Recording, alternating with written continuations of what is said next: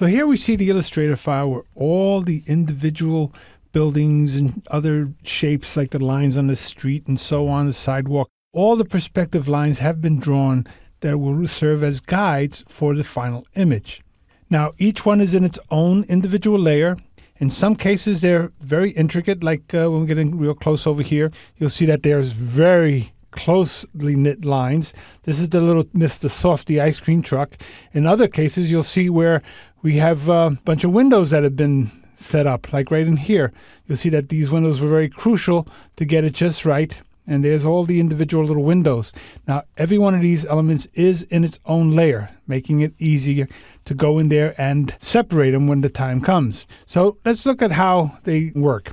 I do have a guide here for myself that tells me what size I'm working at in this particular file. So what I'm going to do is I'm going to go in here to the building on the left. I'm going to unlock that one, and I'm going to select these particular lines right there. I'm going to copy those. And I'm going to go into a new file where I'm going to go ahead and paste them. And there they are. So I can pull back. I don't want these guys here on the right. These guys I don't want. We don't need them for this particular element. And these extra lines here, I'm going to use the scissor tool. Now this is something that doesn't exist in Photoshop, the ability to go in there and cut paths. So using the scissor tool, I'll go in there and cut each one of these little elements. And when I cut it, I can delete the part that I don't want and cut that. So I'm cutting these lines right through here and the last one. So there, now once I have these elements, I'm going to select them all and I'm going to blow it up. I'm going to make it really big. So in this case, I'm going to go up 200%. And there's the lines that I'm going to then copy and paste back over to Photoshop. And let's go look at Photoshop. We'll look at the exact same shape right there. Now, let's just look at our background. Here's the background itself, and there's the paths right there. There's the path that I just brought over from Illustrator. Now, I didn't bring it in here now. This was done before. But there you can see that these are the paths, and they're still editable. I brought it in as paths. So if I was to copy this, in fact, let's just see that effect. I'm going to go in there and say copy. Then I go back over to Photoshop, and here I would say paste. And I get this little window that's asking me, how do I want to bring it in? Smart object, pixels, path, or shape layer. Now, I'm going to use it as path because these paths are going to have multiple functions once they're here in Photoshop. So I bring it in as paths. Had I assigned some color or some attributes in Illustrator, I would have brought it in as pixels or a smart object so I can go in there and modify them after the fact, or a shape layer. But no, paths is what I want, so I will bring them in as paths, which is what you see here. All the individual paths are all here. There are some other paths, like a little sign up there and a little work path, which is the bottom of that sign. But there you see the paths.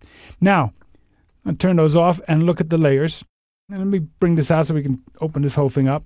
You can see that on top here, I have the comp. That's the layer where I've composed everything into a single layer so it could be brought over to another file where I'm assembling the building. But here, we can see that I have a layer called guides. And there, I've taken the paths and stroked them with a red. Now, I could have brought them in as pixels, and they would have had the red, but no. When I stroke things in Illustrator, I'm not mindful of the size of these little lines. I'm just making lines in different colors so I can differentiate one from the other. No, I'm going to stroke it here with a size that just see it as a guide. It's not going to serve any purpose. It's just a guide. I have two other guides here, which is this one. It's just roughly drawn where other elements are going to fall, so I know what parts I don't have to draw in detail, like way up here. Why spend a lot of time drawing details here when you're not even going to see it? And then down here, which is just the basic shape of my image. So there's the guides. I then also will use those for other things, like here's the wall. Here's the vertical sign. Let's turn off the vertical sign. In the wall, we'll just close these guys down for a second, and we see that there's the wall itself. When I come in closely, you can see that there's all these details. Now, there's the separations of the bricks, the little themes right there. Let's look at just that by itself. Let's turn this off, and there's those lines. These are lines that were stroked using the paintbrush and using those same paths as guides for my paintbrush so I can create all these little irregular lines, which were given a little bevel and emboss to make them look like little separations there in the bricks. There you can see where the paths were used to first stroke them with a paintbrush and just red to be the guides. And then there was one where they were actually part of the art, where they were used to guide my brush to create the little lines to separate the bricks.